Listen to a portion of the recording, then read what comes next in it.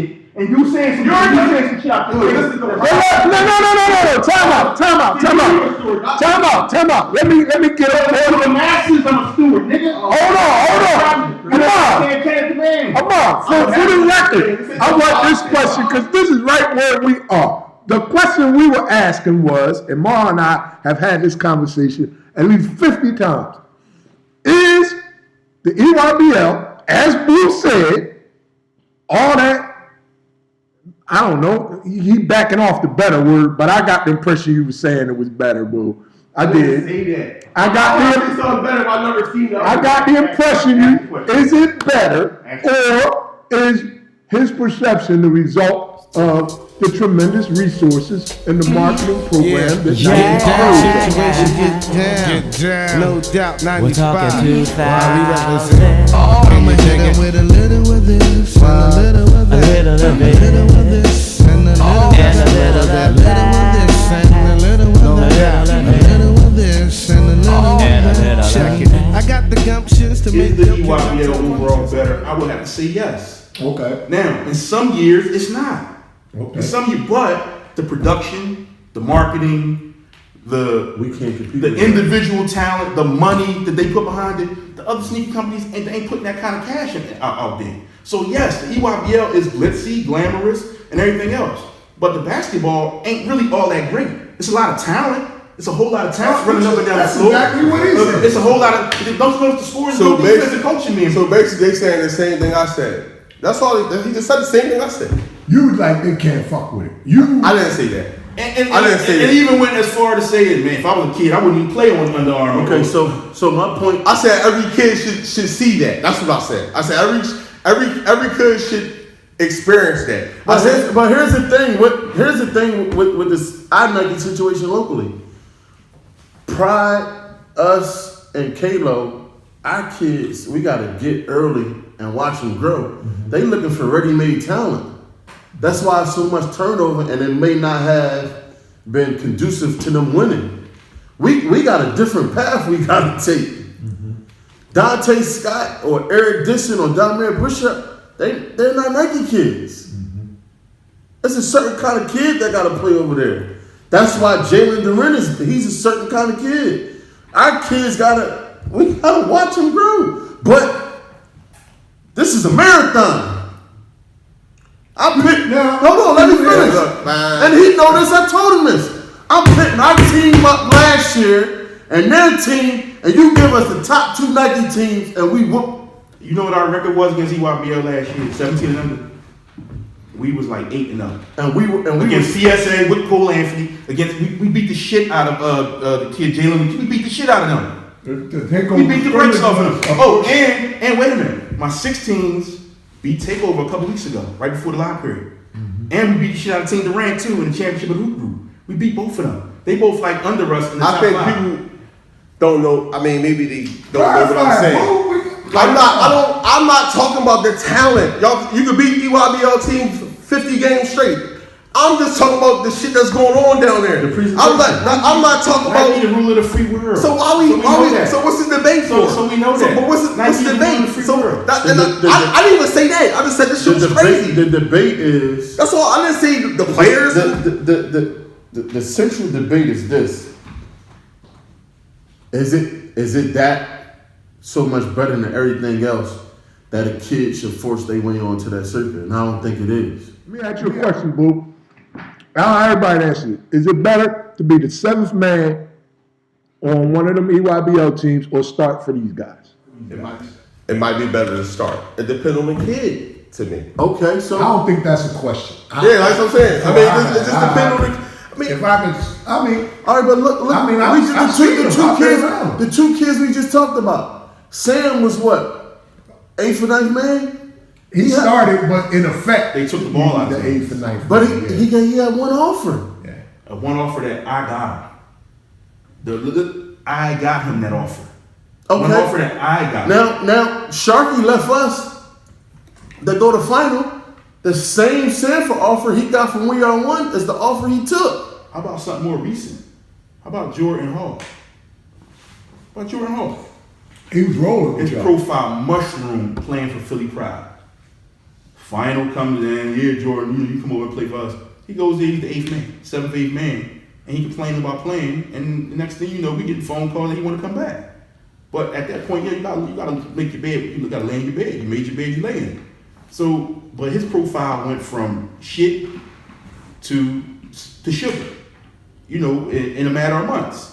But my thing with Boo, I don't got no beef with this man. Like I don't got no issues with him. He got a lane. He a funny guy. He got a good lane. He a real funny guy who got an audience. Mm-hmm. He a real funny guy that got an audience. Now let me ask you this, right? Out of the kids that you recognize that they've had and we have, do you think the final kids have been just as good or better? Because when you say that, let me finish, because Cam was heralded. DeAndre was 7th grade on up. Yeah, DeAndre was boom, boom, boom, red shirt, take my hits, now I'm the man, and he leaked Cam. So for me, looking at the whole picture, it just looked like Team Final gets the special kid. You know what I mean? Like y'all might watch kids grow to become who they become. Like Rodney wasn't good in 6th grade. You know what I'm saying? Yeah. He came to prep charter and he became who he is. Now that might be what it overall is, and they just getting the special kid. But if we're talking about the impact of the marketing and everything that goes with being Nike, I mean, if you're gonna go in the store and buy shoes, are you really going? You're gonna spend $200? We got beg and plead to get DeAndre Hunter in NBA camp. That's facts. Yep. And he was the last guy in. We had to beg and plead to get him in. He was the last guy in, and now he where he at. And let's correct this today. The college coaches aren't brand blind. No. They aren't brand blind. They don't go and say, I coach at a Nike university, I gotta get a Nike kid. That don't happen. I'm just saying that in general. I see what you're saying. So we've seen it. Look at the Villanova's roster right now. What did I say? Mm-hmm. I said it. Look at Zion. He wasn't on Nike shirt. No, but Villanova's roster is more telling. Right now they got Chris Arch, Under Armour kid. Eric Dixon, Under Armour kid. Jeremiah. Sadiq Bey, Under Armour kid. Jeremiah, Brian Antoine. They all Under Armour kids. All of them. And guess what? The Nike kid from BABC, he got a spot took last year by Duke. They got the 11th hour. Under Armour kid. So they 2-time national champs. In retrospect, I say that to say this. It's cool to do an AAU, but when you get to college, none of that matters. No. Right. It don't matter what AAU team, can you play or can you not play? Because Jay Wright, Tony Bennett, Roy Williams ain't worried about what AAU program you played for. They worried about if you can play, period. Last Saturday, I sat in between Tom Izzo and Phil Martelli at Under Armour. And I teased them about being both the godfathers. Mm-hmm. And I said, Coach Izzo, I hope you did a great job with that kid when that situation arose earlier during the season. Where he was, where he got jammed up by the media and all that for riding that kid up. I said, no, that's old school. That's the way it's supposed to be. And I shook hands with Roy Williams too. They were at Under Armour. They weren't there the whole time, but they was there to watch Jalen Suggs. Jalen Suggs is one of the top guards in the country. They won't go where the players are. And that was one of the kids I told Boo, you got to see Jalen Suggs. You got to see Jaden Springer. Because these kids are special too. They just aren't on that stage. And then I'll take it even a step further. We don't hide. Some of them Nike programs ain't gonna play us. Nah, they don't want no smoke. They don't want it. When we went up the hoop, how hard it is. My only thing is this. Like I'm a credibility guy, and that was my only issue with the whole situation that popped up. My thing is this: you gotta see everybody. To have an educated opinion, you have to see everybody. Having an opinion is fine. But when you don't see it, like, have you seen Jordan Longino play? But this is the thing. This is the whole thing. Dudes just taking it around. I would never say I can't compare them because I didn't see it. I know you fuck. I'm just telling you. You say shit. You say shit for a fact. I say shit all the time. For a fact. And you say shit for a fact. All the time. And you do it well. And that's cool. And guess what? That's cool. There's a lane for that shit. Yes, Skip Bayless do that shit every day. There's a lane for that. I want to see you win doing it. But with that being said, when I say you step over into where I'm one of the stewards of it, meaning I'm one of the guys, I'm one of the leaders in the community of grassroots basketball. It is what it is. Whether you respect it, whether you don't like it, whether you say I need to do this, or that, or the third, it is what it is. That's what it is. That's not me anointing myself that. That's not me. That's not me to pat myself on the back. That's what it is. That's what it is. For whatever reason, that's what it is. And guess what? I'm one of the guys behind the scenes who get a lot of shit done over the years. For a long, long time. Well, maybe you should be noticed for that. I mean, I don't like to be.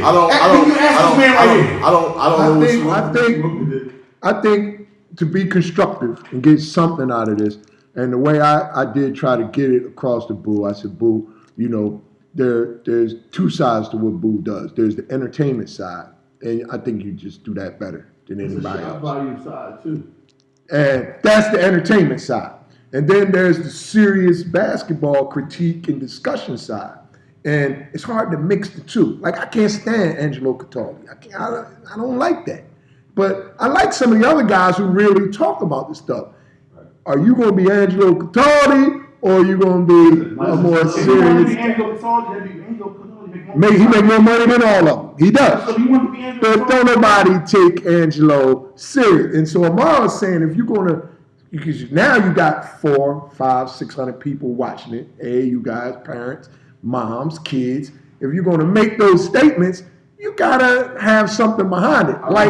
I really don't. And I will do that. But had I not went to EYBL, Peace Jam that 2 weeks ago, whatever it was, I wouldn't even be here. I wouldn't even talk about it. But you know, I am who I am, so I go down there like, yo, this shit crazy. And that's all it was. It wasn't no, do you think this person better, or do you think this? I'm seeing all of like the players. I'm like, oh, this Did is. Final call you? Cause what you did they call you? Ain't get no text, no nothing.